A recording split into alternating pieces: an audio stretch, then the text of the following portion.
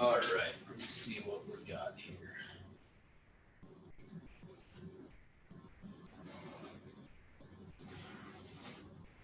All right, I'm not seeing anyone ask for more time, so we're just going to go then from where we are here. All right. Okay, so here's what we're going to do. So the idea of this again being we're just going to go through and talk about how you should fill it out, if there's errors there, what you think the errors are, those kind of things. So to begin with, we already talked about that first section is this on this 9th day of October 2017. Now, here's the thing that I want to point out to you. And actually, here's the thing that I get excited about in terms of going through and teaching you guys on this is, honestly, so I showed you, and I already erased it here, but on the board, I had that little chart that showed that the high percentage of people that fail. Well, and it's because they really never get any training or help with things. So what I'm about to tell you guys now on this real estate purchase contract, recognize that at the end of this, hour and whatever, 15 more minutes or however long we end up being in here, that you are going to be probably better trained on this purchase contract than the majority of agents in the valley. And part of what I mean by that is exactly what I'm just going to tell you. What I'm about to tell you right now, if we were to go survey all of the agents in the valley, I'll bet most of them don't know or realize what we're going to talk about right now. So, okay. So it says here on this 9th day of October 2017, and then you'll notice right to the right of that in parentheses, it says offer reference date.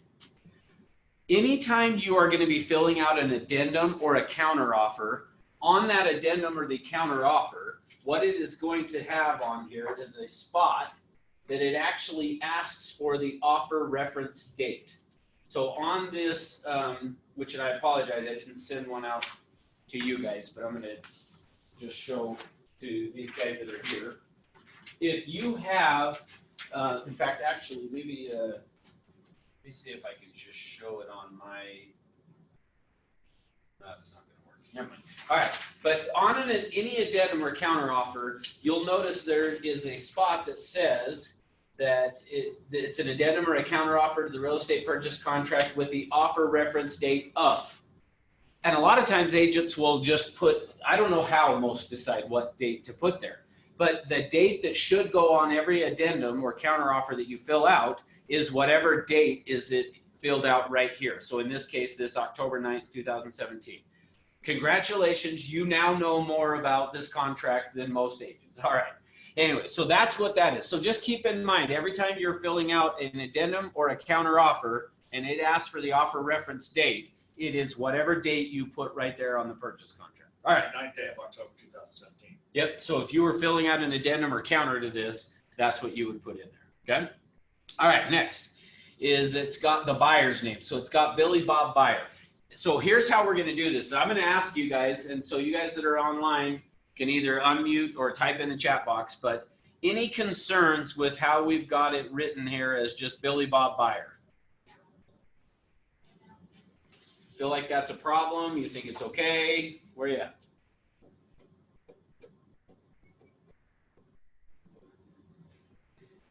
I'm sensing that you guys think it's a trap, so nobody wants to say anything. Well, I know we talked in the last class that name should probably match what the name on the loan application. Perfect. So I guess if you put that on the loan application, it's fine. Perfect. Yeah, good. That's so. Hopefully, you guys online heard that. So what Aaron was saying is that what we want the name right here to be is however they have applied for the loan. So whatever they put on the loan application is the name we want going in there. So, oh, somebody's saying you can't unmute. I don't think I have you guys muted anymore. Let me check. Sorry. Unmute all. All right, you're all able to unmute. You should be able to now. So just you can mute yourself if you're or not talking. But so hopefully that works. So anyway, yeah. And Rebecca, it shows you're unmuted. That's interesting. And is it still not letting you unmute, Rebecca? Because it shows online that you are unmuted.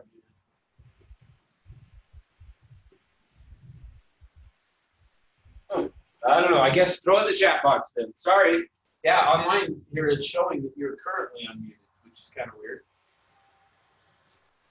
All right, let me try one other time, just muting and unmuting. Can you hear me? I can hear you, Tim. Perfect. Oh, now you just Okay, I unmuted everyone again. Hopefully that will work, but anyway, all right. Rebecca said Tim can just answer for everyone. All right.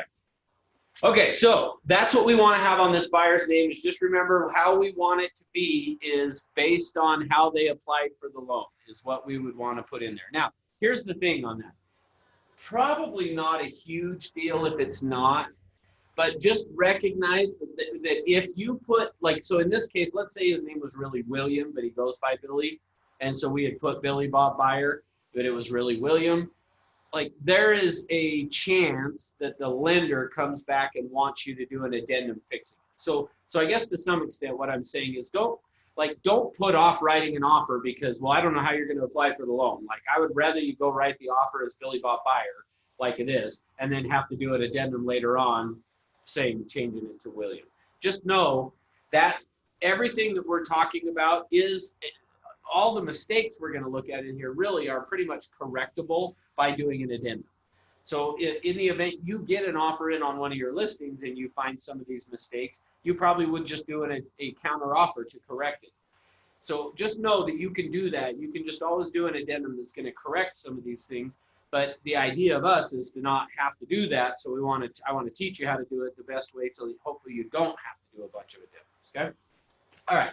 So that's the name we want to put in there is we want it to match however they applied for the loan. If it's both the husband and the wife on the loan or two people on the loan, we want to make sure that we put both names in there as well. So whoever is going to be on the loan, their name should be here. Now, what if though, let's say that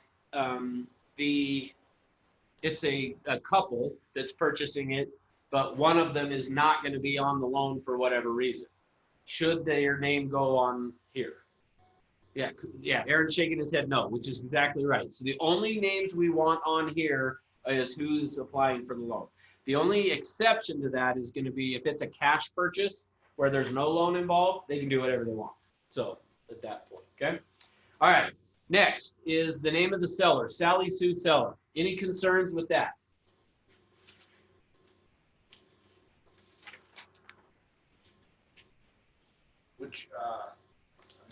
Would you check it off the, just double check on the listing agreement?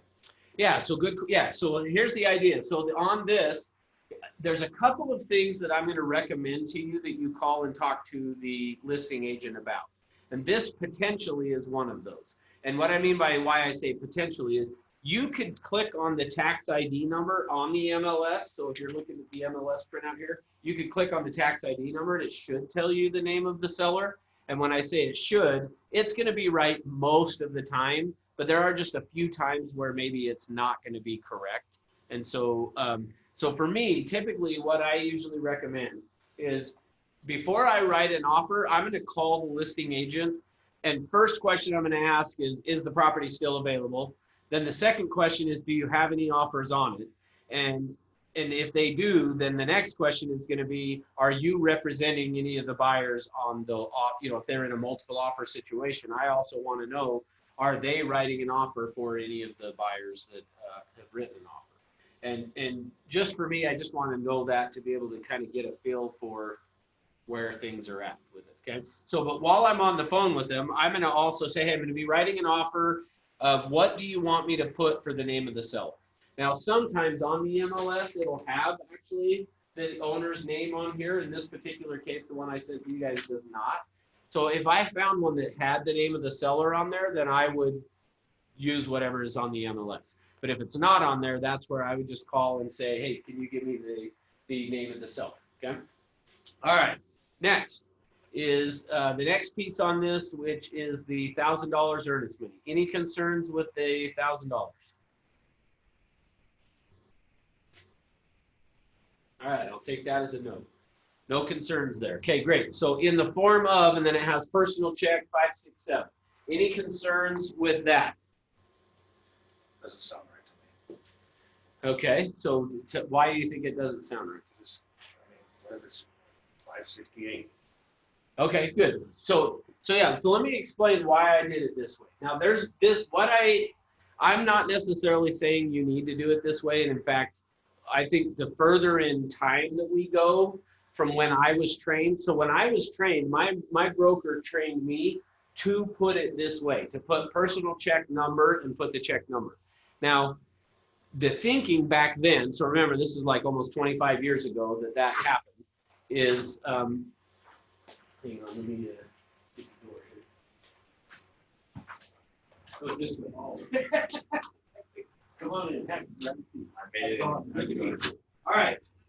So for me, my broker trained it as the way that you want to do it is that we want to put into the contract the check number. Now, like the reason I say, that was 25 years ago, scrolling forward till to now, like less and less people, especially the younger generation, are even have a checkbook that they're not carrying it around, for one thing. Number two, they may not even have one at all. So a checkbook that they're carrying around. So to some extent, this may not apply as much. But in the event that somebody says they were going to give me a personal check, then I'm going to ask them, what's the check number?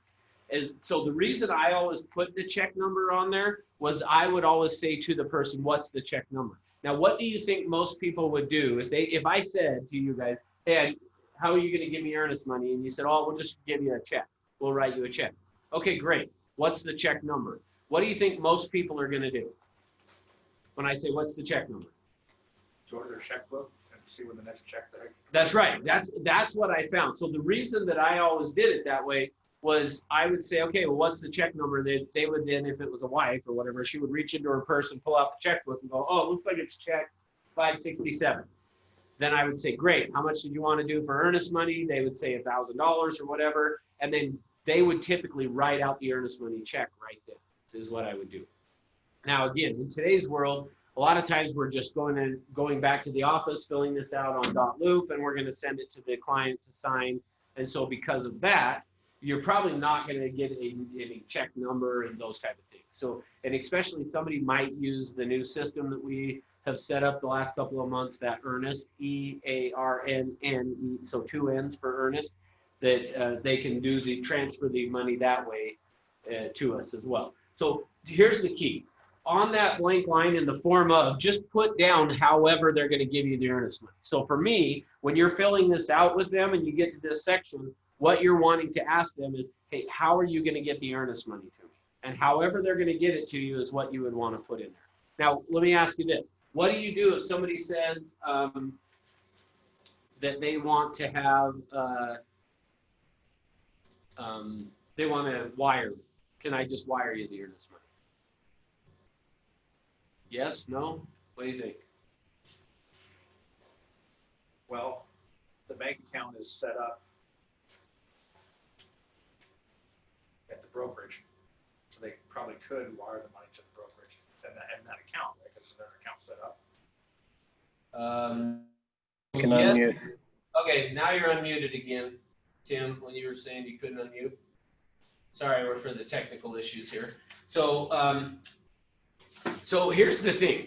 As a company, we don't want to accept a wire. So because of the amount of wire fraud that's gone on, we don't want them to wire the money to us. So instead of having them wire it, we're going to have, that's why we had set up that earnest, is we would rather them do it that way, okay, is to not wire. So, okay, good. Let's see. So Rebecca, you're saying I don't have it yet, but I'm not sure if that's what that's from.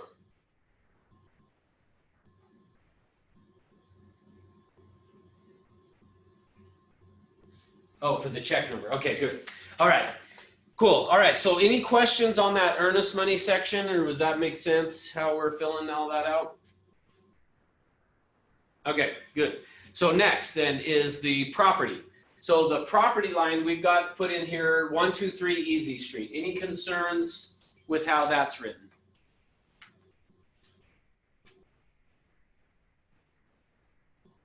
Taking that as a no. All right. Yeah, no problems there. So just we're going to put in the address of the property, city of Salt Lake City, county of Salt Lake, state of Utah, zip code 84563, And then it asks for the tax ID number, which you're getting that just off of the MLS to put in there. So yeah, no concerns with anything that's on there.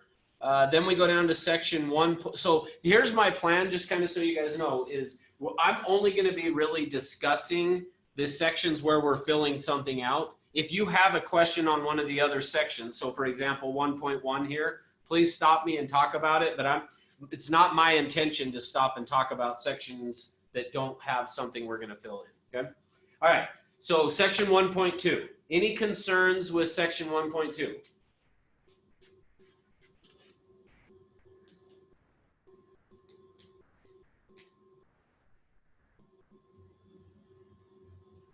Oh, thank you, Tim, for reminding me to scroll. Okay, any concerns there from what the MLS? There's usually one that comes up every time. So either you guys didn't really look at this stuff over, or Do you have to check that are or are not? Do you have to check one of those? so good. Yeah, good question. So here's how I feel about it is if you have a section that on like this one in 1.2 where it's got the are or there are not, is I would say yes, you should check one or the other. Is for me, I just always, and part of it for me is after I've filled out the contract, I always like to go back and just do a scroll through and take a quick look at it. And for me, I always want to make sure that nothing was missed. And so that's part of how I would say to yes. So yes, I would say we should. So good. That's the first mistake we've got then, is that we should have either there are or there are not things checked. What about any other thoughts? Because that's not the one that usually gets asked. And if not, then you guys are just really good. So maybe you guys are really good and not. Usually people think there's an error and there's not one, is I guess what I'm saying on here. Okay, so let me tell you what it is then.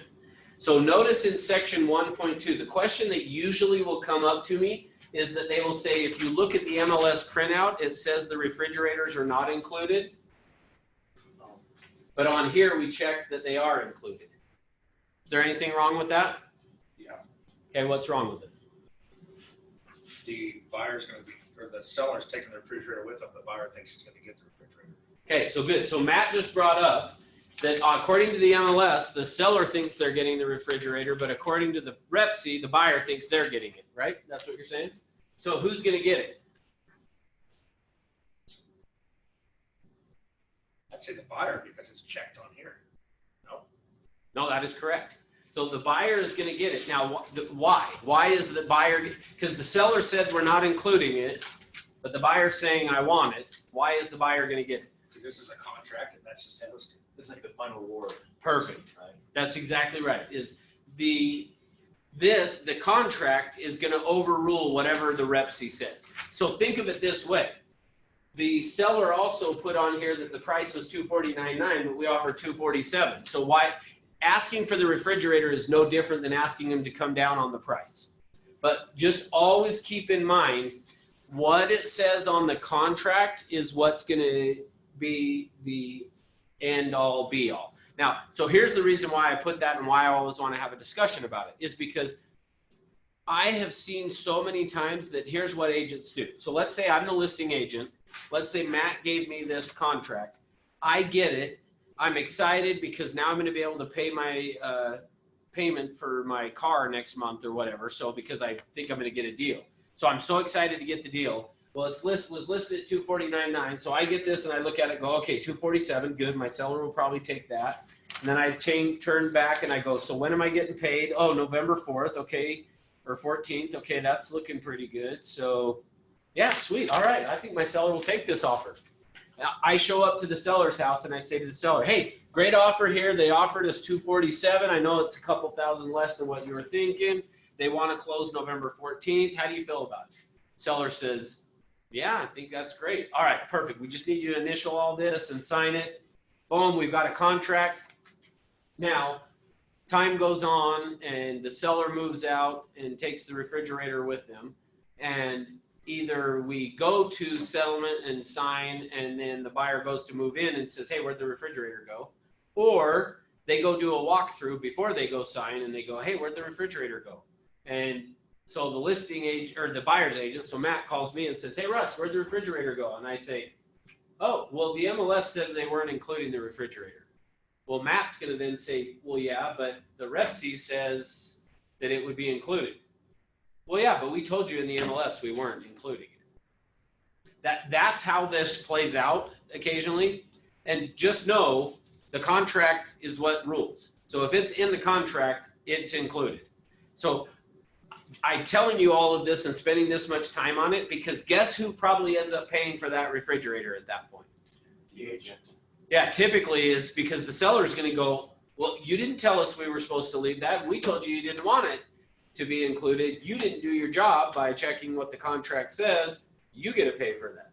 Now, technically, we could argue that that's not the case, but I'll just tell you from past experience, that's what usually happens. The agent ends up buying a refrigerator for their client or the buyer's client because they didn't bother to check this. So my whole point of all this is there's one other thing I want to hit on too with this and that is this. Notice on the contract where it says refrigerators has an S at the end, because the other place that sometimes this will happen is on the MLS. Maybe there's two. They went and bought a new real nice one that's in the kitchen. And when I go list the house, they say to me, well, hey, we'll include the one that's in the garage or in the basement. We'll move it back upstairs. But this new one we're taking with us. In fact, we bought it just for this new house that we're getting. And we just put it in here. Okay, great. So I put on the MLS, refrigerator in the basement is included. The one in the kitchen is excluded. But we get this contract and it's checked as refrigerators, plural. Guess what you're getting? Both, yeah, all refrigerators. That's right. So that's the other thing to just keep in mind is there is an S at the end of washers, dryers, refrigerators, microwave ovens. So if they check those boxes, they're asking for all of them.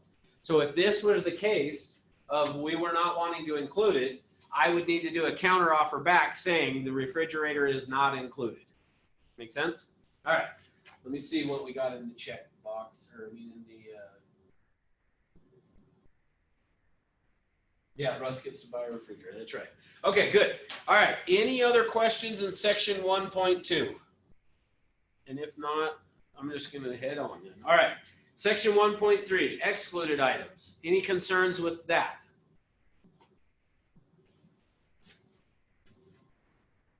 So if you had two refrigerators, then you wouldn't put it here that the refrigerator in the basement is not included? Or? So yeah, great question. So if I was the buyer's agent filling it out, that's where you should put it.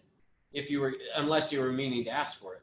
But if I'm the listing agent and you gave me this, I would need, it would be, I was going to say better, but that's not the right word.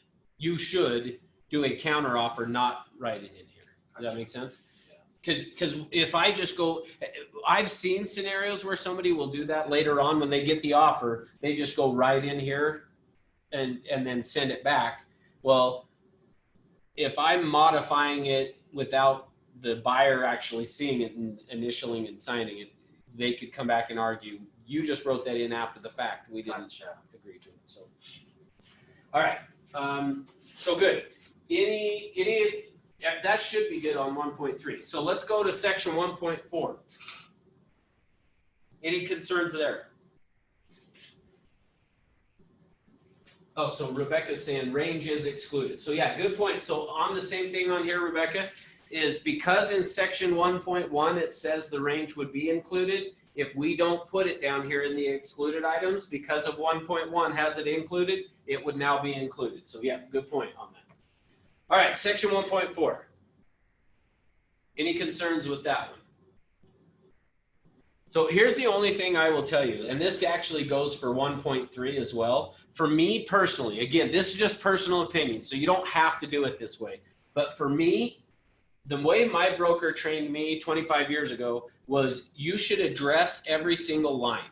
And so for me, just kind of as a habit that I do, like on 1.3, if we're not going to do anything, I usually will put NA on the line just so that I know that I didn't miss that line.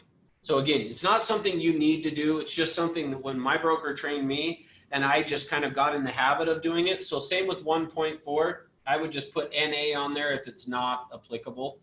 And like I say, there may be somebody else that would say, oh, you should never do that. But for me, it's just a matter of, like I said, before I send this off to the client, I want to look through it to make sure, did I address everything? And so I'm just looking for anything that isn't addressed. And then if I see something, I know I missed it.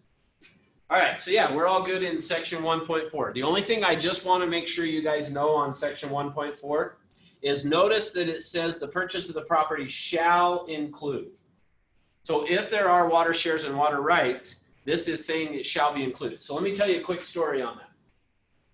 My sister lived up in the Heber Valley, so she lived in Charleston.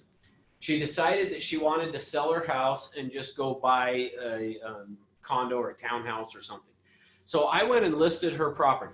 And when I listed it, we started to talk about the water shares and water rights. Well, she said, when we bought this house, it came with a share of water. But since we've owned the home, the city came through and put water meters in. So anybody that has a share of water, you can use as much water as you want, but the first share of it is free. But then if we use above that share of water, then we just pay whatever difference there is. So basically, here's what the point of that means. When it was time to sell her property, she didn't have to include that share of water because you didn't need, when she bought it, you really needed that share of water in order to, because it was an acre of land, you needed it to be able to water the land. But now that they've put a meter on there, you could just use as much as you want and you just pay for it. So technically somebody could buy the property and they didn't really need that share of water. So now when we're selling it, she's saying, like, we'll sell it to them if they want to buy the share of water, but if they don't want it and they just want to use the meter, then we'll sell the share to somebody else or just keep it. And I said, okay. So we got an offer in on their property. And when the offer came in, they had asked, they didn't check anything or write anything in here because this blank line is saying the following water shares or water rights are excluded. So anything written on this line would exclude water from the water shares and water rights. Somebody's things were in there. Oh, your sister didn't.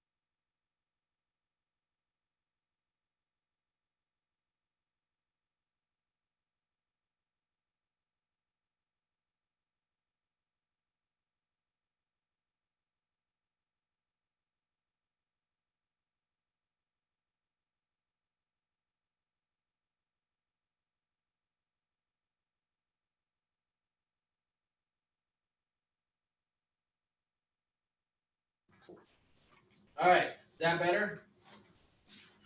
Oh, I know what happened. I'm logged in, but I've also got the other running, and I think when I did a mute, I muted everyone but myself on the one that was already muted. So, all right. Hey, sorry guys. What was the last thing you heard? The water share. Yeah, you guys here. The guys in the room heard everything. I forgot. I've been. Never mind. All right, so hopefully you can hear me again. All right, I think I got it unmuted. What did they sell the water share for? Do you remember? I don't remember how much she ended up selling the water share $500 or something for, like that, or but no, I think it was more like a couple thousand or Couple something. thousand? Yeah.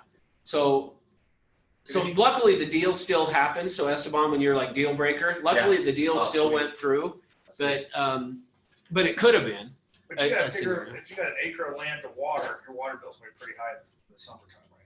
Yeah, potentially. Although it was a secondary water thing, but they had put in a meter. But that's just it. That's why it made sense probably to buy the thing. So it's one of those things. So here's my recommendation. Again, why I'm bringing this one up is when you get to this section, at least as far as when you're dealing with a seller that's saying, I don't want to include it or whatever, like, especially based on what happened with my sisters, I wish I would have said to my sister, don't go selling it to somebody else until we've given, like if somebody offers to buy it, let me know so that we can go to them, because you should really probably let these people buy it first, even though technically they didn't need it because they could have a meter. So anyway, all right, next.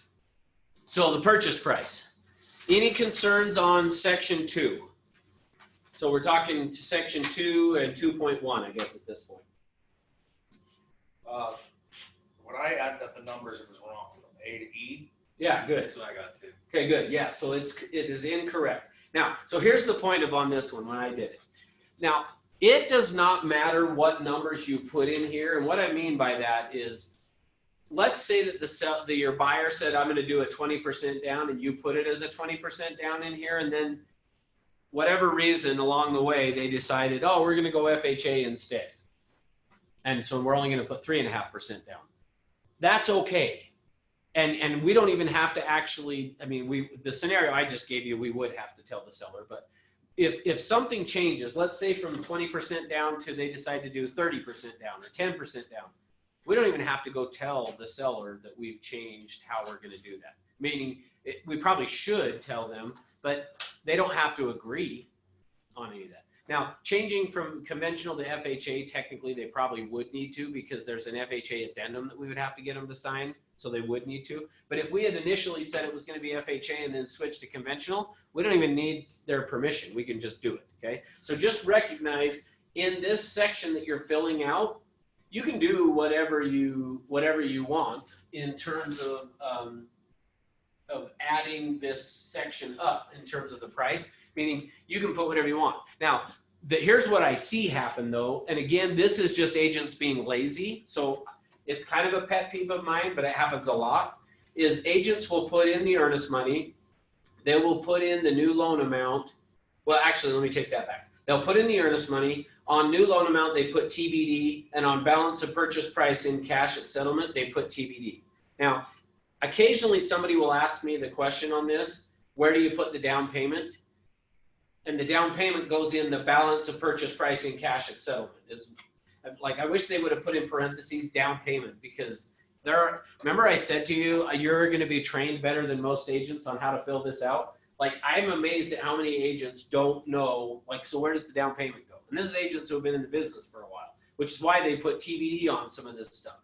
So just kind of recognize that's what it is. So for me, this is important. Now, here's why.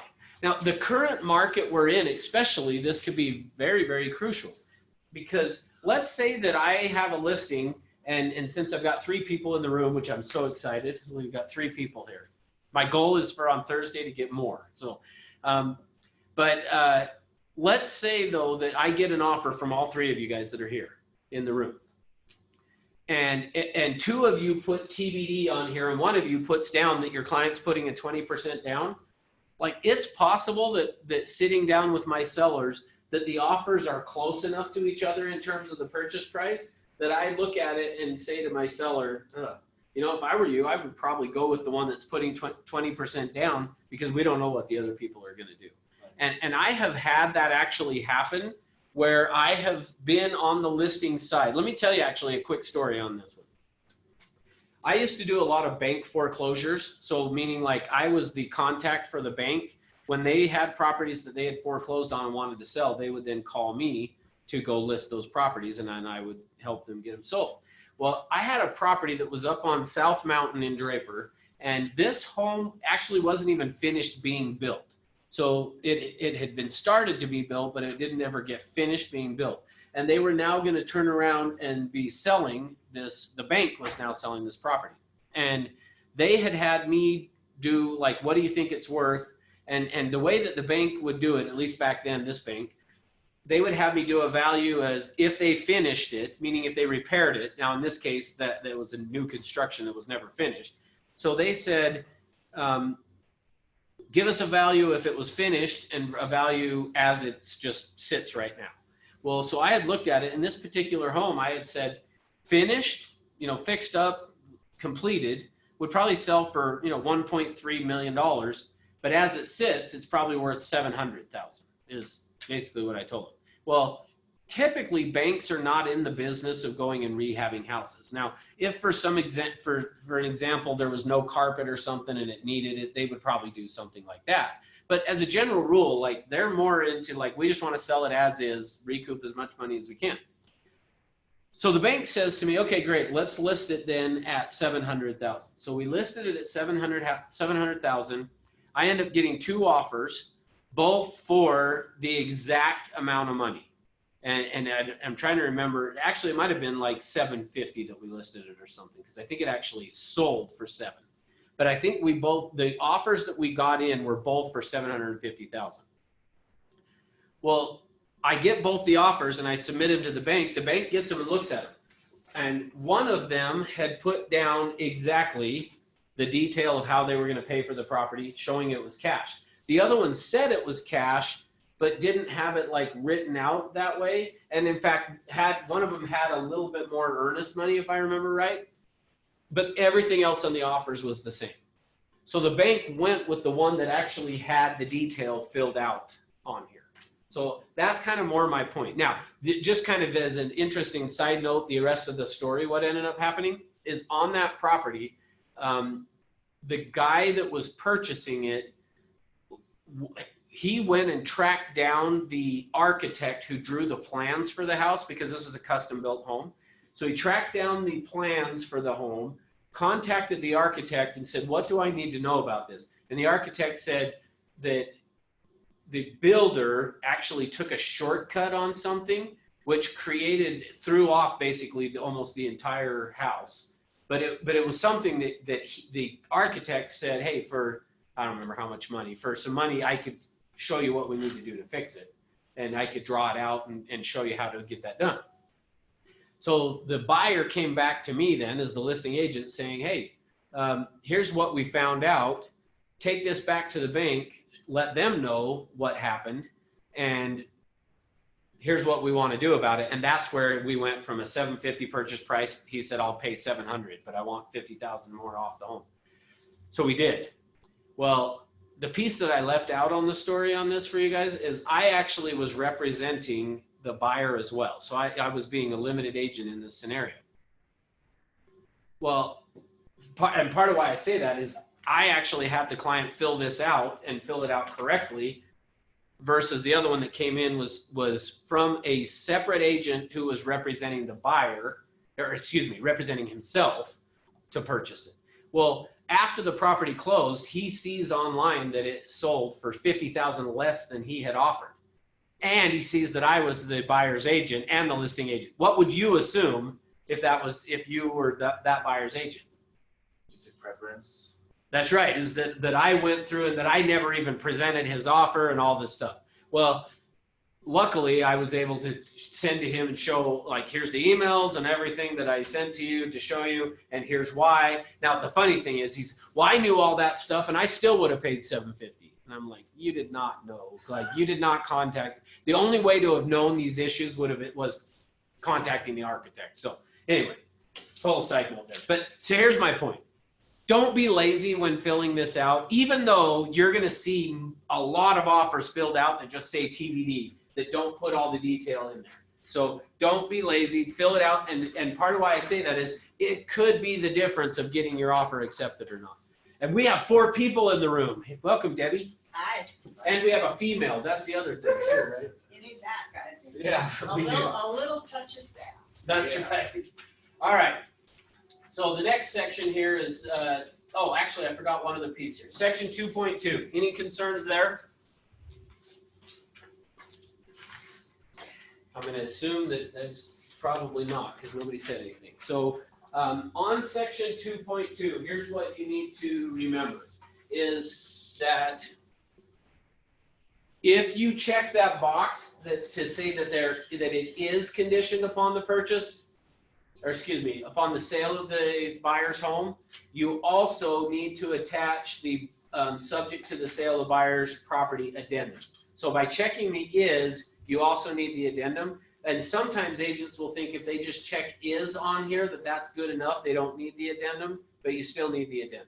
And in fact, by checking is, you're saying that it is there, which means people, lender, people are going to be looking for it. Okay. Cool. All right.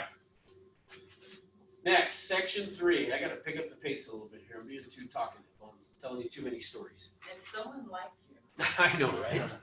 All right, section 3 here, which we're actually, before I even do that, before we're going to go to page 2, but on the end of page 1, any other concerns on page 1 on the initials or anything is really what I'm asking? It's not required to put the date, but it's still best practice, right? So for sure, I would say to do the date. The other thing I would argue though is it does have the date, if you look at it. It's just not in the section where it has the date. Oh, yeah.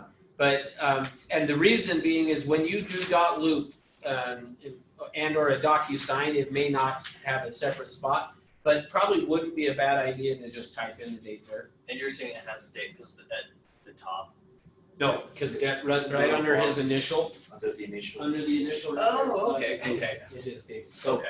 so yeah, I think it's fine how this is. Wouldn't hurt to put the other as well. All right. Okay, good. All right, let's go on to page 2 now. And again, I'm just hitting the sections we fill out. So if you got questions on other ones, stop me and we'll talk about it. But now we're going to hit to section 3.3. So on section 3.3, any concerns in there on possession? 3.3.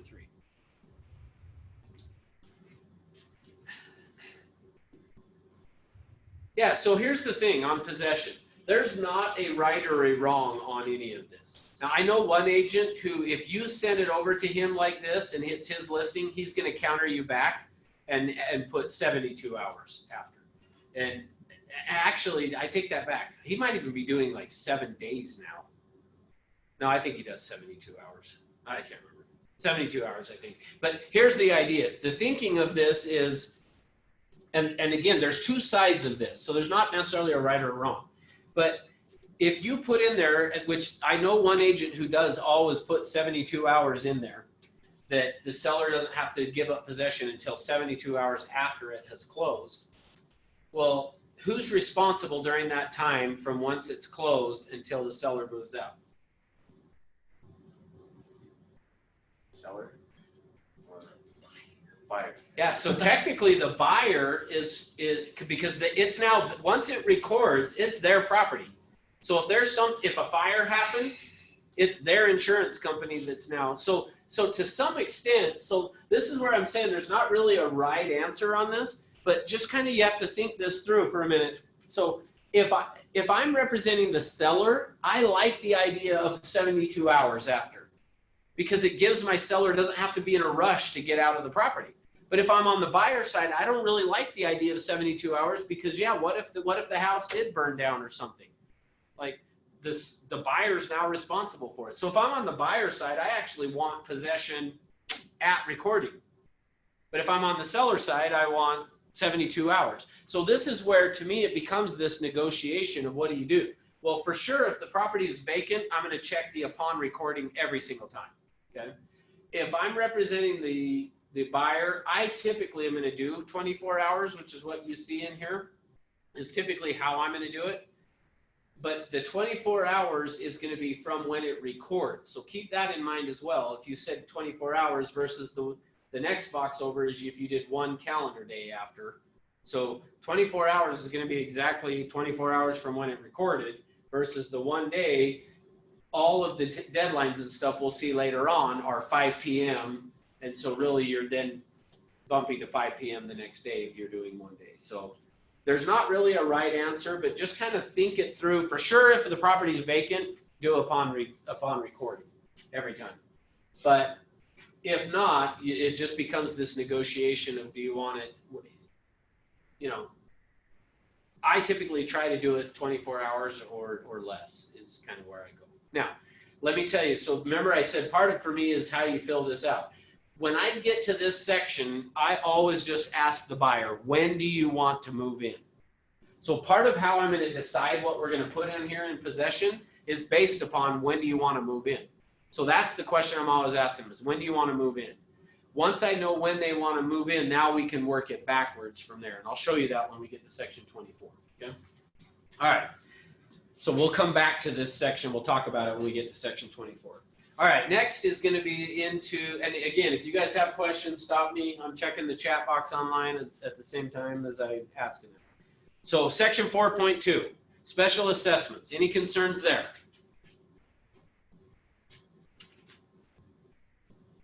I'm going to take that as a no. All right. Yeah, nothing wrong with that. When I'm representing the buyer, I'm always going to check the seller side of that in terms of special assessments. And what it's saying is that the seller would be responsible for any special assessments. Occasionally, somebody in a class will say, yeah, but this property is not in an HOA. But if you notice in section 4.3, it does talk about an HOA, but it says, or as assessed by a municipality or a special improvement district, which is possible that something like that happens. I had a property that I helped a nephew of mine buy in Orem that we had checked seller like that. They then found out that I guess in Orem, and I don't know if it was all of Orem or just this one section, but Utopia had gone in and put like fiber internet, whatever stuff in there. And they had then assessed to everybody, and I may not be telling this all right. So, forgive me if I'm not hitting it exactly because I don't know if it was only assessed to the people who got it or if they did it for everyone and everyone was assessed. But my understanding is everyone, at least in their neighborhood, was assessed, you have to pay this. And they could pay it in monthly installments. But because we had put on here seller, when it came time towards closing, the listing agent called me. I was representing the buyer, my nephew. The listing agent called me and said, hey, so we need to get this payment transferred over to your buyer. And I said, well, actually, no, your seller needs to pay it off as part of closing. And he was like, no, they don't want to do that. And it doesn't really matter what they want to do because of what we had in here. They're agreeing that they would pay for any of those special assessments, which that was, and so they get to pay it. So they paid it, which then now wiped it out for my nephew. So anyways, it was a good deal. So that's the reason for me, though. I just always check if I'm representing the buyer, seller, by default. I'm just going to check that because if there is something, I want the seller to pay for it and let them come back and negotiate if they don't want to. All right, next, dropping down to 4.3 on here. HOA, this one is the HOA or other entities fees due upon a change of ownership. Any concerns with what I put in there on seller on that? So a lot of HOAs are now charging these reinvestment fees and things, and sometimes people are saying, oh, well, the buyer should have to pay it. But for me, again, if I'm representing the buyer, I'm going to tell the seller, you need to pay it, and ask the seller to pay that as part of the Russ, do you think on these special assessments and that fee that you just talked about, that the title company picks that up most of the time? Or do we need to be checking their budget? Yeah, great question. No, I have never seen the title company not catch it. And if they didn't, if the title company didn't catch it, that would be, I would then be going back to the title company saying, you guys are paying it because you didn't catch that. Because I usually check the minutes and I'm like going, all this work. Yeah, well, I still think it's a good idea to check the minutes though. I still would say you still should be checking the minutes and things so you can be aware. But any of those special assessment things, especially something like that, the title company should catch that. So yeah, good point. All right. Next then, I haven't told you guys online to throw anything in the chat box. So I guess say hi to me on the chat box so I know you're still listening. I don't know. All right. Next then is section 5 is confirmation of agency. Any concerns there? The only thing I see is Starry Night Realty has the seller selected, but down on the Century 21 Everest Realty Group, neither box is checked. Perfect. That's exactly right. So notice that in section 5, Century 21 Everest is not checked as representing the buyer or both buyer and seller. So again, just for whatever reason, I haven't seen it recently, But back in 2017, when I created this, so in October of 17, when I created this dummy one, it was very common back then that people would miss that exact box. I don't know why, but it would just get missed all the time. So that's the reason I put it in here. And I haven't seen it so much since. So, but What about, it says Starry Night and Starry Night Realty, does that make any difference or not? no, because if you look on the listing agreement, the listing agent is Starry Night, and then the brokerage is Starry Night Realty. Okay. So, yep, so that would be okay. All right, any other concerns on that page with the initials or anything? All right, next.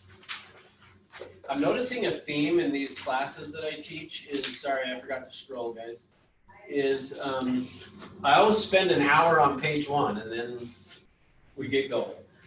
All right, so the next section we're going to go to here is we're going down to section 7 here, seller disclosures. So again, if you have questions on any of the others, stop me, ask, whatever. Tim said Yankees rule. Hey, I do have my Yankees socks on today, actually, Tim. Even though I'm just a baseball fan, so bless you. All right, section 7. Anything in there that's a concern? I mean, there's only a blank line. And so here's the thing I would say on that, is on that one is just, again, for me, I always put NA if I'm not going to do anything. So that's the only thing on there I would do, but not required. You don't have to do that. So yeah, everything's good there. Okay, what about section 8 then here? Section 8.1. Is or is not? Are we good with the is? When would you do is not? When would be a scenario to do is not? Okay, so when you say as is, what do you mean though? Because technically, this purchase contract is already as is. That's a really good point. I was thinking of a shack. Okay. So here's what I would say. The only time I would say doing the is not on it, I mean, there probably are more exceptions than what I'm going to say to you this, but the main time when I'm going to be checking is not would be an example of, and I think I shared this with you guys before, was that a few weeks ago, a friend of mine came up from St. George. His dad had us a home in Bountiful that he was helping his dad get ready. And my friend had called me and said, hey, could you help us sell my dad's house? And I said, yeah, for sure. And he said, great, could you come and take a look at it? Give me an idea what you think on the price. So I showed up there. I told him what I thought our list price would be. We were talking, and I also pointed out, look, he's going to have, it was built pre-1978, so lead-based paint would potentially be an issue. There was paint that's chipped and peeling. I told him, look, you're going to have to get that fixed, so you need to get that done. Well, there was a lot of it, and my friend is like looking at it going, I'm going to be the one doing it, him doing it. And he was like, I don't really want to do that. And then there was one, seemed like there was one other thing that I told him that could potentially be an issue as well. Which actually I didn't know this at the time, but one of the other issues that potentially came up later was that his dad had a stepdaughter who was 50 years old living in the basement that was a druggie. And so the other issue I was telling him was, hey, if the buyer comes in and tests for meth and it turns out that she had been smoking meth in the house, that could now be an issue. Like we had just talked through, just for sure I said lead-based paint was not 100% going to be an issue. And then I talked to him. There was one other issue that I can't remember at the moment that I talked to him about that I just said, this may or may not be an issue. So I wouldn't do anything about it, but I would be prepared to do something about it if the buyer asks. And my friend was like, I don't want to have to do all this work. Like, I just want to get my dad's house sold and get it out of here. And he said to me, if somebody would just pay me X amount of dollars for this house, he would probably just take it. I said, I think I have somebody that would do that. And so I called up and said, hey, got this property. If you're interested, yeah, I'm interested. So in a scenario like that, where the person knows they're going to go in and rehab it, they may not check the is box. You might just do is not, because his plan was to go in and rip out sheetrock and all that stuff, the kitchen, totally redo it anyway. So it's kind of like, I don't really care about doing an inspection. But just be careful if your buyer in a multiple offer scenario is like, yeah, we won't do an inspection. Now, I have seen it where a buyer will say, look, I'm a contractor. As we walked through the house, I noticed everything that was wrong. I'm good. Then that's fine. Let them do it's not. But for the most part, I'm typically going to recommend that they check is on that, just because you have the option. You can cancel for any reason or no reason. Okay. All right. Next then is section 8.2, appraisal, is or is not. Any concerns there? Actually, for the sake of time, the ones that there's not an issue, I'm just going to blow by. All right, so yeah, no issue on that. We would do is. On that one, again, the only time I would do is not is going to be if it's a cash purchase and the buyer feels comfortable on the price, so they're not worried about an appraisal. But even if somebody's doing a cash purchase, I might still tell them you should still check the is box. The only time I wouldn't on that is, again, if it's a cash purchase, I felt like, hey, this is a deal, you know, it's a good price, and we're competing, then I might not do it. But just keeping in mind, if you say is not, and then the buyer later on goes, hey, I changed my mind, I want to get an appraisal, they can. They just can't cancel based on it if they've checked is not. Okay. All right, any other concerns on that page? I'm going to scroll by, but it shouldn't have any concerns there. All right, 8.3. The options on 8.3 is they're either going to check the no financing required, which again would be if it's a cash purchase, or financing required. And then as we talked about before, they can change whatever they want in sections 8.1 and 2 in terms of those things. What else? 8.3 BI, the buyer's right to cancel before. Any concern on that with the 0 there? Shouldn't be. But let me explain that. So in 8.3B1 there, or I, is it's got 0. What that's saying is how much of the earnest money will become non-refundable or could be released. Sorry. Let me make sure I'm saying this right, because I feel like I'm saying it wrong there. Any of the money, so let me actually just read. If the buyer in the buyer's sole discretion is not satisfied with the terms and conditions of the loan, buyer may, after the due diligence deadline, referenced in 24B, cancel the REPC by providing written notice to the seller no later than the financing and appraisal deadline, whereupon X number of dollars of buyer's earnest money shall be released to the seller. So if they cancel after due diligence but before finance and appraisal, however much money you put in there would automatically be released to the seller. And so if you're representing the buyer, you want 0, basically, is what we're saying. If I'm representing the seller, I want all of the earnest money to go to them if they don't. So again, this just becomes a negotiation, but most of the time you're seeing 0 in there. This is just another scenario if you're in a multiple offer place that you could use as a way to try to get your offer accepted. But you got to also talk to your buyer through it to explain, hey, if we put some money in there and you decide to cancel after finance and appraisal, after the due diligence deadline, but before finance and appraisal, you're going to lose part of the money. But it could be worth it to them to put that at risk if it's going to get them the property. So that you make sure they understand and then let them decide.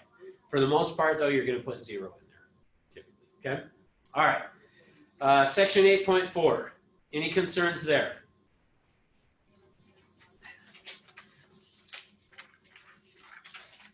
I feel like I put you guys to sleep because you should have a concern there. The amount of $500 or $1,000. So what are you saying, man? It's $500 short. Okay. All right. Maybe. Will not deliver to the buyer's brokerage an additional earnest money deposit in the amount of. Yeah, so let me explain this section. What this section is saying, so let's see, Tim's saying, should it be half of the earnest money? So not necessarily. So here's what it is. This section is another way for you to make your offer stronger to a buyer, seller, is because this additional earnest money is essentially you're saying, I'm going to give you $1,000 is what we've said. This section is saying it, well, sort of it's saying there's some conflicting information in this section is part of the problem. Is notice that the box is checked as that there will not be additional earnest money. So really it's saying there will not be, but then it's saying 500. So should it have been will, or should it be will not? So if you're putting an amount in there, you probably should be checking the will box. So that's the first error. But here's what it's saying is essentially we're saying, I'm giving you $1,000 of earnest money if after the finance and appraisal or due diligence deadline, whichever is later, we haven't canceled this, we're going to give you even more earnest money. So in essence, what this one is saying is we told them we'd give them 1,000. We're saying after our finance and appraisal deadline, because that's the one that's later, we're going to put an additional $500 as earnest money, taking it to where it's a total of $1,500 earnest. So it's just the checkbox is wrong.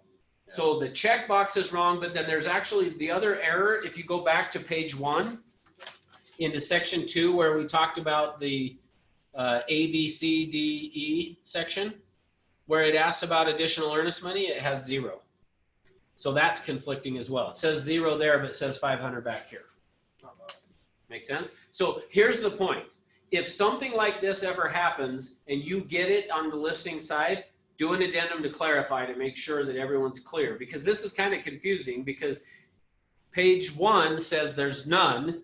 Page 2 has the will not box checked, but then it has $500 in additional earnest money. So if I were reading it as an attorney, which I'm not, but if I were, I would be reading it as saying, well, it says 0 on the first page. It says we will not deliver an additional $500 to you. I mean, we could have put we will not deliver an additional $2 million. Like it almost doesn't matter because it says will not. But for the sake of just making sure if I'm on the list side, I just want to clarify. I would probably do a counter offer saying there will not be any additional earnest money, or unless we were wanting additional, then I would say there will be. But I would just do an addendum to clarify because it's kind of confusing. Does that make sense?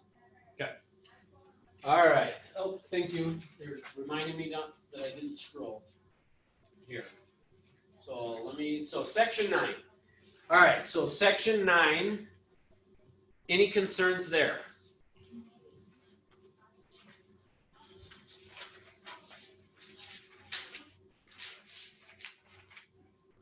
Because there should be. There should be a concern.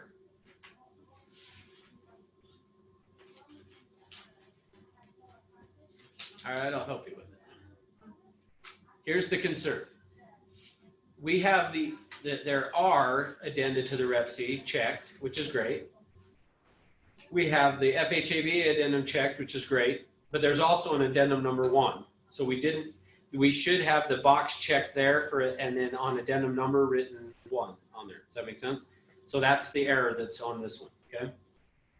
So on that, again, just make sure that you're checking to make sure you've got everything covered. And it's possible that what happened is you checked there are and was thinking you were only doing the FHA, but then maybe your client called you and said, hey, also we want to blah, blah, blah.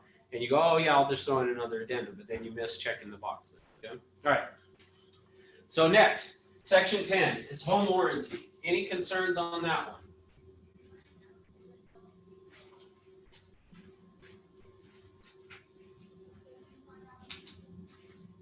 You guys are not being very talkative. I don't know where it is or what it says, but I think a home warranty protects both buyer and seller. Correct. So I like it. I do too. So on this section, there's really no issue with this.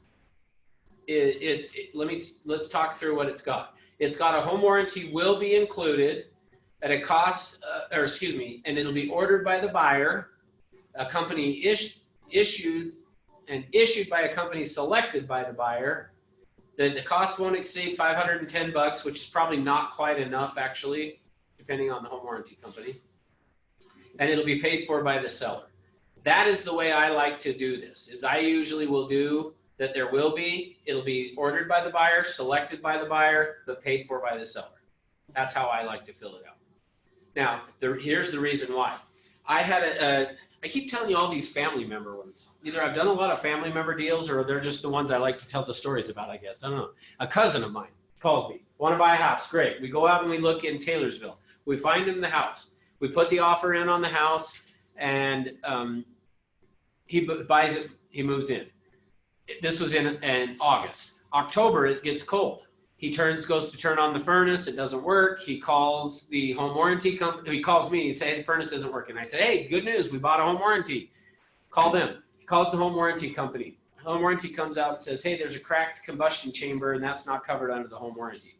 Calls me up, says, hey, apparently that's not covered. I'm like, no, that's covered by the home warranty. I said, because we always use American Home Shield, or that's who I was always using at the time. I said, I always use American Home Shield and they cover that. So I know that's who it is. And he goes, well, that's not who the home warranty's with. And I'm like, it's not? I don't remember that.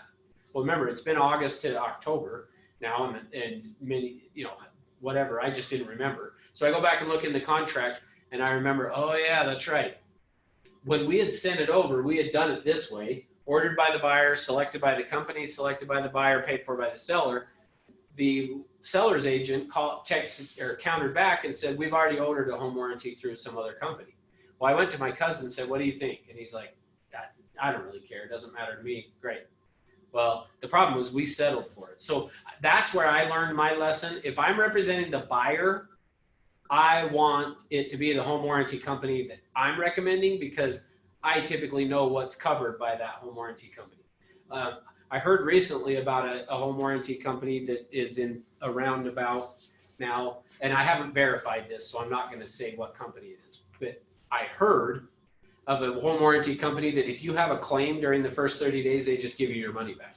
Well, that's not the type of a home warranty I want my client to get. And so that's why I'm saying, like, for me, I still like American Home Shield is who I like. And so for me today, if I'm representing the buyer, I'm making sure they get American Home Shield because I've had the contacts with the people that I could call and be like, hey, I need your help on getting this approved or whatever. So just kind of look at it that way is, I guess, what I'm saying. All right. So that's all good. Any concerns on the rest of that page? All right. We're going to keep going here then. Section 15. What concerns there? No check. I was going to say, that one better be obvious. You guys better say something on this one. Yeah, nothing is checked on it. Now, here's the reason I didn't check anything on this one, is there is not a right answer as to which one you should or shouldn't check. The right answer is explain to your client what the two mean. Shall means you have to go to mediation. May just means you can decide if you want to or not. But if you check shall and you try to go to court, a judge is going to look at that and say, did you go to mediation? And if you say no, then he's going to say, then get out of here and go do mediation and then come back because the contract says you would do that.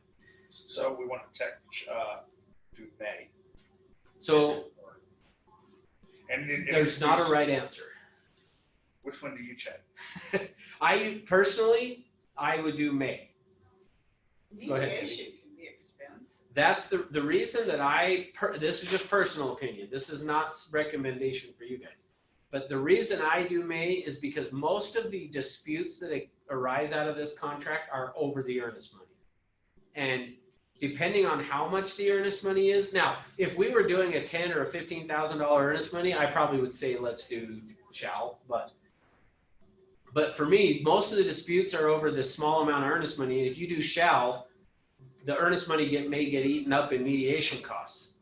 So for me personally, I do May, but on the client, I just tell them, hey, shall means you have to, May means you can decide if you want to or not later on. But May also means that if you want to go to mediation and the seller doesn't, that you don't. So I don't know. I've had 3 different attorneys give me 3 different opinions. So I'll give you the opinions of the 3 attorneys and you can decide. The first attorney said, you absolutely want to check May every time. A second attorney then, and this was at the same, 2 of the 3 attorneys were at the same company. That attorney then quit the company I was with. The company hired a new one, and he came in and said, no, you want to do shall. I actually said that backwards. The first attorney's like, shall, every time. Second attorney came and said, no, you want to do May. And then I talked to a third attorney that said, you should just explain it to your clients and let them choose what they want. Because some of them may feel strongly about, yes, I want to go to mediation. Others may say, I don't want to. So just explain the difference to them and then check with whichever one they want. The challenge though, Matt, you're right on, is they're going to say, well, to you, well, what should I do? And for me, I always tell them, here's how I answer. If they say, well, I don't know, what should I do? I say, if the dispute we get into is a large one, you're gonna want shall. But if it's a small one, you're gonna wish you had may. What does Rob say? What's his? Good question. I don't know. I haven't asked him. Sometimes he's on. Let me see. I don't think he's on today though. Didn't notice him. Yeah, I don't know. I think here's what I would say to you. If you look at what our company contracts say, so the exclusive right to sell and the buyer broker, it's not even an option. Shall is we shall go to mediation. Well, he makes me cold and frightened. I would do whatever he says. I'll tell him you said that. Oh, you don't have to, I already have. All right, so Yvette's asking, how do I get more information on American Home Shield? Yeah, so I guess depending on what type of information that you're wanting, we have a contact, and I don't remember the name of it off the top of my head right now. But if you'll shoot me an email, and just a reminder, I will get you the information on who you could contact. But the reason I guess that I say that I like them better is one of the better ones. And I have not checked for a long time on what I'm about to say to you, but years ago, the company I was with, we did an in-depth kind of analysis of the companies, and we just had determined that we felt like they had the best coverage for what they did. There are a lot of companies that are locally owned that there could be some advantages to those as well. And so my fear though, always on those is, are they these smaller locally owned ones? Are they big enough and do they have enough backing to cover some of the stuff? Are they going to still be there for the whole year, kind of a thing, is some of where I go to with it. So anyway, hopefully that answers your question. So yeah, if you'll email me that, I can get you a brochure or something from them. So all right, next, what's up, Mike? What's up, man? I got 5 people in the room. This is like a happy day. I heard there was a class going on. I wanted to see people. Yeah, I just cool. Learn. I'm glad you're here. That's Mike's good. like a selling machine. He's been selling. He's just good at Facebook is all it is. Yeah. He isn't really good at selling. Instagram. Yeah. Instagram. He just goes and posts stuff. Hey, look, this one went under contract. All right. All right. So any other questions or concerns on this page? And the answer should be yes. What's the concern? Oh, initials? Yeah, okay, good. I'm like, man, come on, guys. Yeah, no initials on this one. So again, just before you switch, make sure you're checking to make sure you've got everything initial. All right, next page then. So let me keep scrolling here for those that are online. I know I should have you come teach this class, Mike. You're so good. Yeah, right. I ask you questions like every other day. But that's true too. Listen, that's why you should be able to teach the class. You've asked all the questions. All right, here we go. So we're now on page 6 of 6. We're skipping down to the contract deadline section. Any concerns on those dates?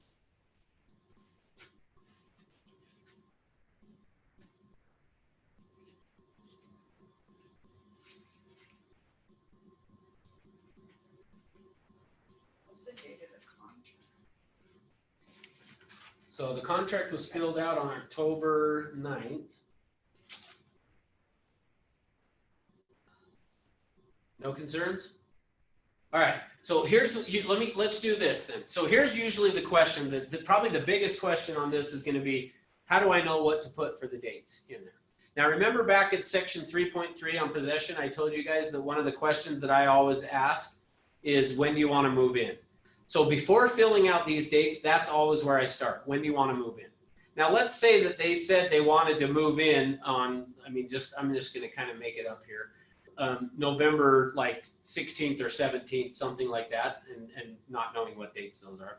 But I'm going to then back into this from that date. So meaning if we had said 24 hours after recording, well then I need to, and they were wanting to move in, let's say on the 17th. So I'm saying, okay, that means it's got to have funded and recorded. If they wanted to move in on the 17th, it has to have funded and recorded by the 16th. Well, one of the sections we didn't talk about in here says that from settlement, the day we go sign until it actually funds and records could be up to 4 days per the contract. Typically it's the next day, but not always is it the next day. So I usually like to build in at least 1 extra day on that. And so as a result of that, kind of think of it this way.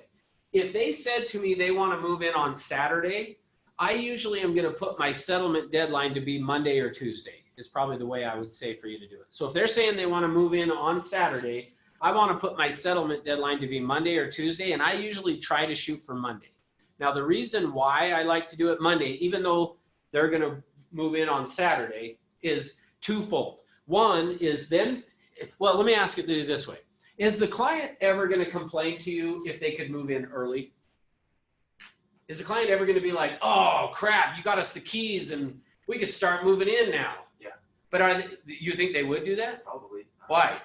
Because they probably don't have a place to, they probably sold a property or want to move earlier. Okay. I don't know. Well, but what I'm saying is if they can move in early, are they going to be upset? Oh, no. Yeah, they're very, very unlikely to early. But would they complain if you tell them, hey, I know you were planning on moving in on Saturday, but you're not gonna be able to move in till like Monday next week? Yeah. Yeah, they're probably gonna have a problem with that. So for me, if they wanna move in on Saturday, I'm probably backing up settlement to be Monday before, because then I feel pretty confident we'll be okay by Saturday. Because remember, it typically, if we signed on Monday, it's usually gonna fund and record on Tuesday, usually, not always, usually. But if it doesn't, I've now got till Wednesday that it could happen. But I've also had it go till like Thursday before it did. Well, then now we've got 24 hours, which is now Friday, which I still can get them in and moving by Saturday. So make sure your clients understand all that. But here's the other reason. If I back up here to here on Monday, if the seller knows they have to give up possession 24 hours after, and their agent says if we sign on Monday, it's going to fund and record on Tuesday, you got to be out on Wednesday. When do you think the seller's typically going to move out? Which week? I think you're right, but which weekend? The one back this way, probably, because they have to be out by this Wednesday. See, and that's what I want, because typically where you're going to run into issues, if we said, okay, let's sign on Wednesday, it'll fund and record on Thursday, then they got to be out on Friday, or maybe you did Thursday, Friday, whatever. Typically where you'll run into issues is the buyer's ready to move in and the seller's not gone yet. And then guess who they call when the seller's not gone? You. Or They call you as the buyer's agent. And then who do you call? They're the seller's agent. No, because the seller's agent already called you to say, hey, Matt. Oh, no, sorry, yeah. The buyer calls you, I see what you're saying. Yeah, so you call the seller's agent, and the seller's agent goes, yeah, they're trying. So now who do you call? Wrong. Police. Yeah, so good. Thank you for saying that, because that's what usually people want to have happen. That's what your buyer wants to have happen, is they want you to call the police. So ring, ring, it's the police, and I answer the phone. I'm the police dispatch now. Hello, yeah, we've got somebody. Okay, we'll send an officer out. So an officer shows up and goes, all right, so what's the problem?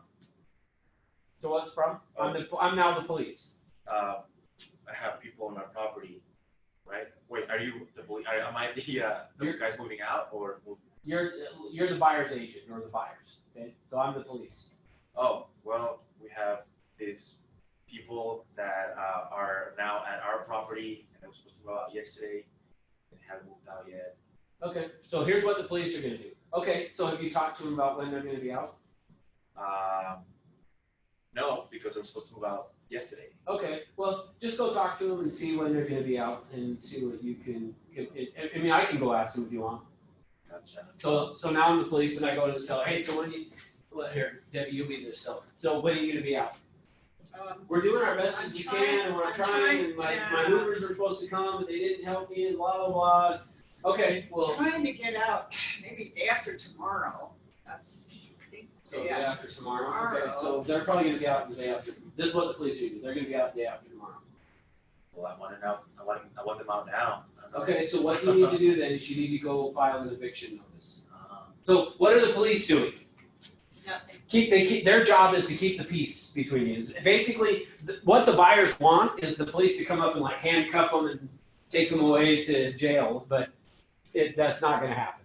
So here's why, again, if that ever happens and you get the phone call from the buyer going, hey, the sellers are not out, call the listing agent. Hey, they were supposed to be out. Why are they not out?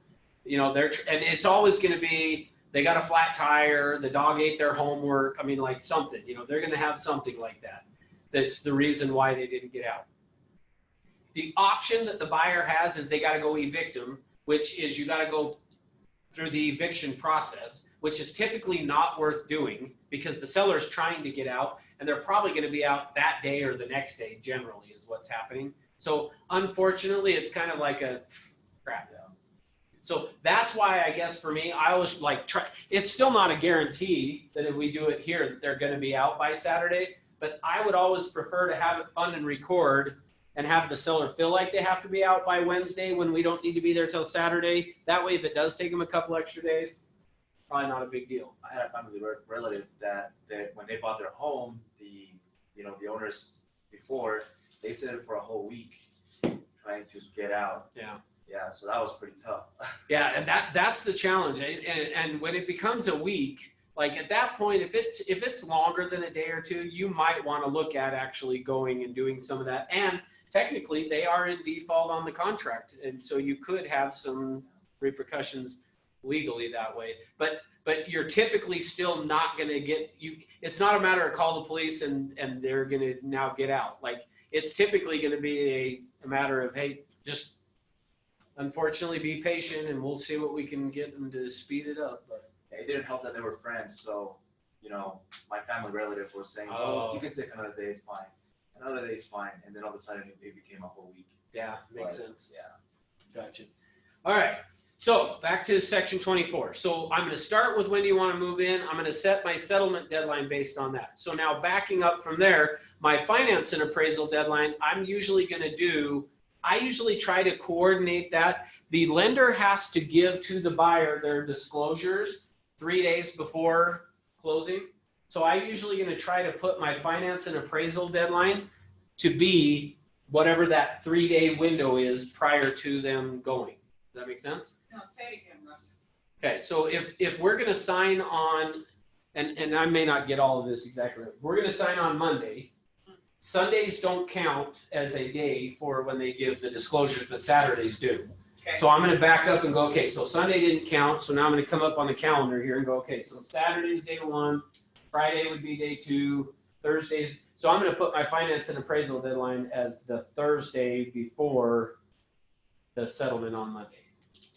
That way, I can on that day call the lender and say, have you gotten the disclosures out? And if they haven't, I know there's a problem. If they're not going to get them out that day, that I either need an extension on the finance and appraisal deadline, or I need to just flat out cancel. And I protect their earnest money that way, at least hopefully protect it depending on what we did on that section of the earnest money. Make sense? Oh, and also, I don't, maybe everybody's experienced here, but financing does not mean the money coming through. The finance and appraisal deadline? Fine, that's what I'm saying is. Yeah, it doesn't have to When I first come. started out, it was like financing, oh, they're gonna finance the loan. It's totally separate than settlement, Correct. Yeah. So just, Yep, good, perfect. Okay, so that's finance and appraisal deadline is I'm going to typically put it that day. So now on due diligence, I'm going to base that typically for me, I usually do it 10 to 14 days from the day that I write the offer. So on the day that I'm writing the offer, I'm going to put my due diligence deadline to be, and kind of just depending on the day that I'm writing it, I'll look at the contract and either do it as a 10 or a 14 day. And so there's just somewhere in that range. Go ahead. why is that? Because I extend mine down a little bit further than what you're saying. And the reason is when I get that seller disclosure, if there's any red flags there, I want to make sure that I've got my buyer has an opportunity to have an inspector for that. So, and that might take a little bit more time to get the darn report back. So I stretch mine out a little further than what you're saying. Yeah, and that's fine. So it's all negotiable. Just it's kind of a double-edged sword. Now here's why. Here's why I say that. Is one of the things that most agents don't think about in that is, yes, it's a good idea to have your due diligence deadline to be a longer time frame because you're just protecting your client's earnest money. The potential downside to it, and so again, remember I told you guys at the start of this, I want you to be trained better than most of the agents out there. This is another one of those pieces that most agents aren't aware of. The lender typically is when they get a copy of this contract, they're typically looking at these dates They are not going to order the appraisal in this case until October 24th. What if your inspection is done on October 15th or 16th? See, they're not going to order the appraisal until they know you're not canceling based on due diligence. So as soon as you get your due diligence deadline, your inspection's done and the client's comfortable, you want to call the lender and let them know we're good on due diligence. You can go ahead and order the appraisal. That way they can get started. Because I have seen so many, even just recently, people are needing extensions on it because they can't get the appraiser to go out on onto the property for whatever reason, but they're up on their deadline. Well, part of why they're probably up on the deadline is the lender may have waited to order because they're waiting for the inspections till they know you're past that deadline. So it's almost worth calling, not almost, it's worth calling and telling the lender, hey, we're done with our due diligence. Go ahead and order the appraisal anytime. That way they can get going on it sooner. Does that make sense? So I'm all in favor of, if you can stretch that a long window, great. Not Just- long, just a little bit more than what you said. Well, and that's fine. However long you want to do it, just make sure once you're done with whatever inspections, you're letting the lender know so that they aren't waiting on this. Now, a good lender probably is calling you and finding out, and they're aware of that and doing it, even though you might not be aware they're doing it. But there are some that, your client shows up and they're wanting to just use Wells Fargo, and I say that just because that's what I see out the window right now. But they're using Wells Fargo, and the loan officer there gets paid a salary and doesn't really care about your deal. So they may just be On looking. my last deal, the buyer was using Quicken. Oh, Yeah. really? That happens. It was like, are you serious? Yeah. Do you have any issues? Oh, yeah. Yeah, it was Yeah. kind of like, Oh, you yeah. had to write her every day. Yep. Yeah. A lot of those online ones can be a pain. All right. So seller disclosure deadline, I usually do 3 to 5 days is where when I'm filling it out, I'll put it to be 3 to 5 days from the day that we're writing the offer. Is kind of how I do it. So, all right. Any questions on that section 24?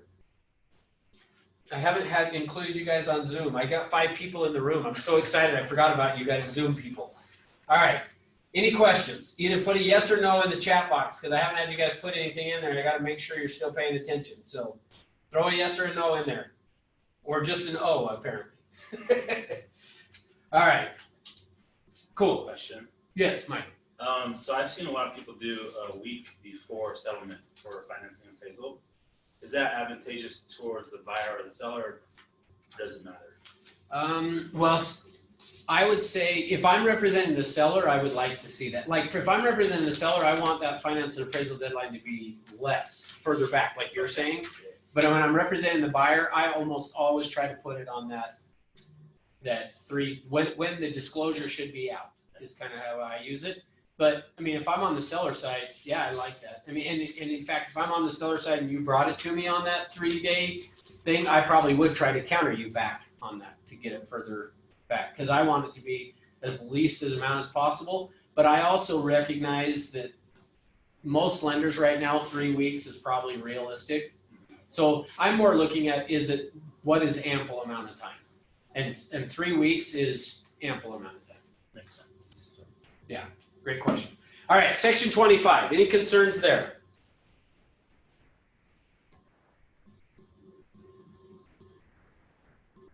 All right, in the interest of time, I'm not going to ask you guys. I'm just going to go then, since you're not answering anyway. All right, so yeah, no concerns there. And saying 8 p.m. on October 10th, that's all fine. Anything else on that page, concern-wise, or question? If not, let's go to the FHAVA addendum. All right, on the FHAVA addendum, any concerns on the top section, the reference date, the buyer, the seller, the address? Just the same as the REPC. We gotta make sure that the names are Perfect, yep. Yeah. Yep. The address is. Address, Yeah, the address doesn't have the whole address, so good. Anything else on this part of in section 1, 2, 3, 4, 5? I'm kind of going a little faster because there's really nothing wrong there. So let me just speak to section 3 and 4 real quick. Section 3 is just the amount that you're agreeing to that the seller would spend on repairs if FHA required. If there's no, if the FHA appraiser doesn't ask for anything, they don't have to spend anything. But you're just pre-agreeing, hey, if they have to come out. So I told you the story about the house, and if I told them if it's an FHA buyer and it's lead-based paint and there's paint peeling and chipping, even if it's not lead-based paint, if it's peeling, they're going to want it fixed. So essentially, we would already be agreeing to it. So if I'm representing the buyer and I saw that it was going to need to be painted and the exterior and as much as it was, I probably would throw $2,000 in there. So typically what you're looking for is, are there safety issues that FHA would require and how much is it going to cost? Ballpark is what I would put in there. If the house looks great and doesn't need really anything, I probably put $500 in there just to be safe. Okay. The next one is to eradicate termites, which pretty rare that we're going to come across that in Utah, but it is possible. So just know the amount you put in there is how much the seller is agreeing to spend towards getting rid of it. Sometimes people think that's the amount they're agreeing to pay for a test, a termite inspection. That's not what it is. It's if you did a termite inspection and they found termites, the seller would spend up to X amount of dollars to get rid of them. I usually just throw in $500 there, and you probably don't even need to do that, but that's what I usually do. Section 5 is just if you're asking the seller to pay closing costs, you're going to throw that in there. All right. Oops, sorry, I forgot to scroll, guys. All right. Any other concerns on the FHA VA addendum? Shouldn't be. All right, next then. Addendum 1. Any concerns with addendum 1? Stinky, nasty smell of cat urine. Yeah, good. So my recommendation would be not to put that in an addendum, okay? So what it says, Mike, is seller to have the carpets professionally cleaned to remove the stinky, nasty smell of, it says, or cat urine, but of cat urine is what it should have said. So yeah, probably not a good idea to offend the seller as part of negotiations. So I would say fine to put seller to have the carpets professionally cleaned and leave off the to remove the stinky, nasty smell, blah, blah, blah. All right, what about anything else on that addendum 1? Oh, so let's see. Rebecca was asking, is 500 typical? I don't know if that question came in before I answered it or not. Did that answer it, Rebecca, or do you still have that? Okay, good. Anything else on addendum 1? You know, when I ask for a professional anything, I always ask for who is it going to be, you know, to disclose who it's going to be, because they, you know, they go, I did it professionally. Yeah, good point. And I just like to know who did it. Yeah. You know. So yeah, I would say, yeah, good point. To put seller to have the carpets professionally cleaned by a company chosen by the buyer or something like that. Yeah, or an amount up to X amount, spend X amount of dollars at a specific company. Good. All right, one other question for you, and then we'll wrap this up here, is notice on addendum number 1, though, the time frame for the offer and acceptance. The FHA addendum and page 6 said 8 p.m. This one says 9 p.m. Which one is correct? Is it 8 or 9? 9. Why? Because it's the addendum that has been added onto it. Okay, good. So here's the key on this. Notice that above that it says, to the extent the terms of this addendum modify or conflict with any provisions of the REPC, including prior addenda or counteroffers, these terms shall control. So because of that, now the only argument you could have on this though is it wasn't signed either, but it was initialed. And so you would have to some extent look at the time. Now on this one, both of them are 10/27, so that really doesn't answer that question either. But the main thing is just know if there's a conflict, whichever one was done last is going to be the one that overrides. So I would say it's going to be 9 o'clock because of how we have it structured. All right. Do you feel like you know more than you did when you walked in here or jumped on the Zoom? Heck yeah. All right, cool. Thanks, guys. Yeah, you guys that are online, just put, again, if you haven't given me your license number, but throw something in the chat box and then you're free to hang up. So, What's your next class, Rick? Oh, yeah, so actually, thank you for asking that. Before you guys hang up online, let me actually say this. So Thursday's class is gonna be the laws part of, the 12-hour new agent. And actually, we have a fun way we do that. I'm not sure how this is gonna work on Zoom. So for you guys that are on Zoom right now, if you don't feel comfortable coming, don't come. Like, I'm prefacing it with that. If you don't feel comfortable coming, don't come. We'll still do it on Zoom. But it'll be more fun, and you'll enjoy it more if you can actually be here, because we're gonna actually play Jeopardy. We're gonna play a game on Thursday. So it'll still work probably off Zoom. So again, don't come if you don't feel comfortable. I have to preface it with that. But if you feel comfortable, come and be here. It'll be a little bit more fun because we're playing it as a game, and I'm going to put you guys into teams, and then we'll do it. So yeah, the address of it is 69. Here, I'll just put it in the chat box for you. 6925 South Union Park Center. And you have to make sure if you put it in the GPS that you put in Union Park Center, or else it'll drop you into some weird parking lot somewhere. 84074. So, and it's a fun game. So anyway, if you can come, great. If not, then we'll do it on Zoom as well. But okay, thanks for being here, guys. Thanks, Ross. See you on Thursday, if not before. So then we are still having classes Thursday, next Tuesday, next Thursday, right? Yes. Just because I guess there's a class I gotta take over at the realtor's place. That's from 9 to 3, and it falls on a Tuesday or a Thursday.